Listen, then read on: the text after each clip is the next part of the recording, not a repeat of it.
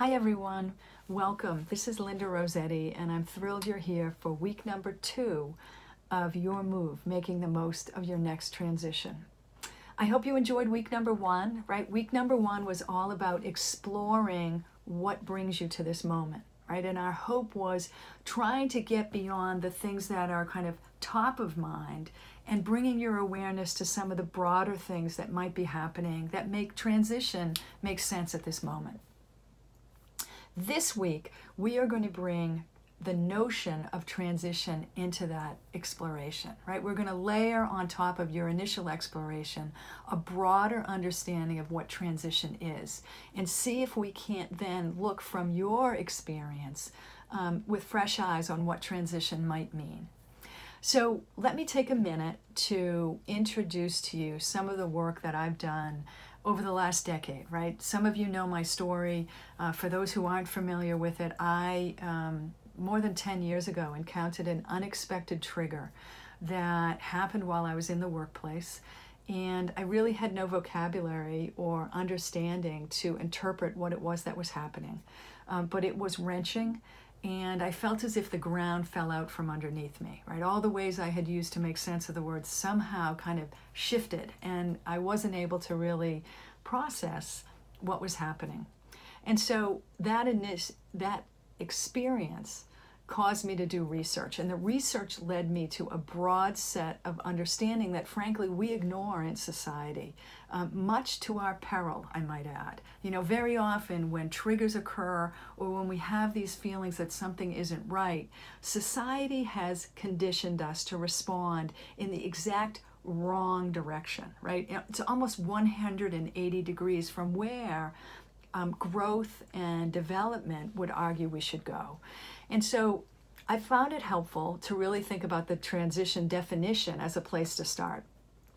Transitions occur when there is a shift in what holds value or meaning to us, right? They can happen at 22 or 72 or never, right? Transitions are actually choices, right? They are themselves not triggers, right? Transitions are broader than triggers, right? Transitions are a process that requires us to re-examine our assumptions about our identity, our capacity, and our values, right? So transition kind of takes this notion of who we are and how we make meaning in the world and helps us refresh that or renew it or reevaluate it. And that's what transition is. And it's very different from change, right? Even though, you know, society teaches us that changes are difficult and, you know, to be avoided, but changes in and of themselves are really goal-oriented, right? So we use change when we say, oh, you know, I need to get a new place to live, I need to leave my apartment or sell my home, or I need a new job. You know, we use changes in hundreds of circumstances in very goal-oriented outcomes. Versus transitions are used as we re-examine those things that hold value and meaning to us, right? I remember there was a woman, Christine, who participated in my research. She was from the Dallas area and had worked in the medical community for many, many years. And at one point she lost her job unexpectedly. And she said, you know, when it first happened, I was so embarrassed. You know, I was ashamed that this would happen to me. And she said I was kind of frozen. She said I didn't even really know how to call the people I had worked with for decades, you know, to ask them how to help me. She said I had no vocabulary to do it. She said, but after it went on, and she used some of the exercises we're going to use today and in the course, she said, you know, I finally realized that what this is about is my values. And she said, I'm finally realizing that what I want for myself is enough. Instead of valuing what other people think I should and could do, what I want for myself is enough. And she said, you know, it's helping me respond to opportunities very differently, right? Instead of somebody calling up and saying, oh, Christina, I have a great job for you, she's saying, you know what, that doesn't really interest me at all. Right, so it was really a pivot that for her happened and allowed her to go in a way that made more sense because she could behave in alignment with these things that really deeply held meaning for her.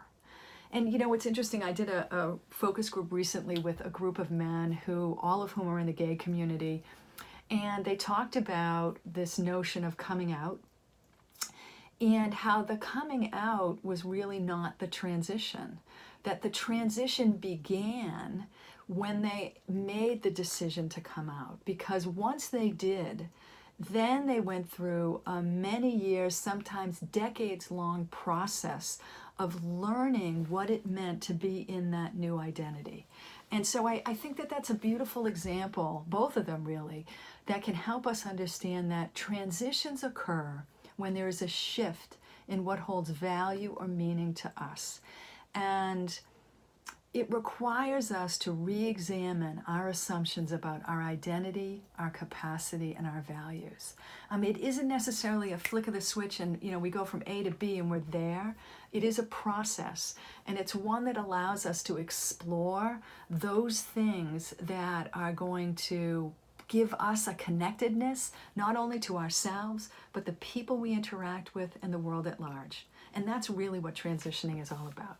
So this week, we have 2 exercises that are meant to try to take where we started last week, right? Last week we talked about why it is we're here, why are we exploring this, what's going on, and try to get that at a bigger level. And this week we're going to talk about this notion of transition in terms of our values, in terms of the things that might be shifting, and use that to even take a broader look at why we're at this moment.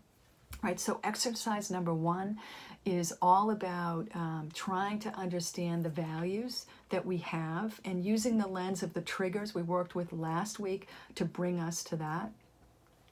And the second is trying to get at what's going on from a very different view. We're going to use a journaling exercise with an inspiration piece from a Native American poem. And we're going to use that to think about this concept of what is here that maybe we need to let go of. But not just let go of and end, but if we let go, what is that going to allow to come up, right? What is that thing that maybe is kind of fogged in and we can't see it because there's so much else happening? If we recognize that we need to have other things recede, what will see the daylight? And so the exercises this week are challenging. I do want to make sure that you understand that there is no right answer to this work, right?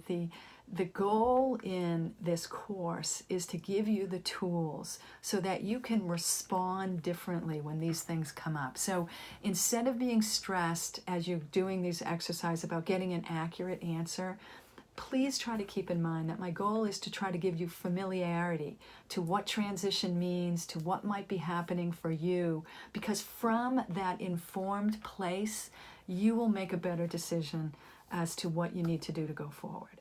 So this week, our goal is to take the great work we did last week and layer on top of it a broader understanding of transition, and do that through your own experience. And the 2 exercises will ask you to look at your values and to also journal a little bit about what's present for you and what might be hidden or waiting to get a little more daylight.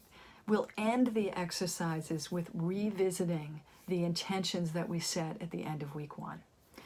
I hope that you found week 1 terrific. I look forward to reading all of your feedback. Please make sure you know that the feedback forms are available for each week, and I ask you to do them every week. And also, to the extent that your schedule allows, join the call-in, right? The call-ins are informal. I'm there to act as a resource for you. I'll answer any question that you'd like. And if for whatever reason the times aren't working for you, please make sure that you send me an email, because we can reset the times. I'm happy to do the call multiple times a week, but I do want to make sure that at least there's a possibility that should you want to join, you'd be able to. I thank you very much for participating. I wish you well this week. I think you're going to find the exercises really powerful and so useful in terms of getting closer to what may be going on. So best wishes. I look forward to hearing how well you do, and please don't hesitate to be in touch. Take care.